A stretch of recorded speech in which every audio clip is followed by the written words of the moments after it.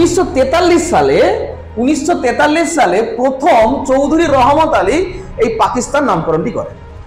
তো প্রথম পাকিস্তানের নাম ছিল পাকিস্তান নয়, যেটা ছিল পাকস্তান, PAKASTAN। ঠিক আছে, এটাও তোমার ছিল না, পাকিস্তান, PAKSTAN।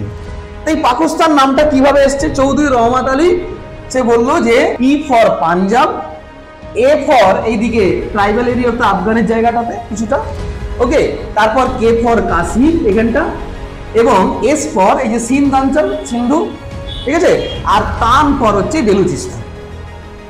ওকে, এই জায়গাটা নিয়ে পাকিস্তান করতে চেয়েছিল।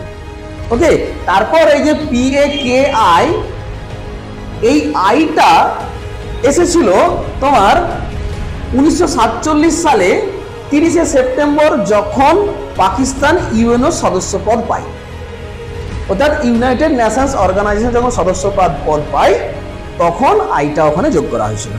সেখান থেকে জন্ম হয় পাকিস্তান।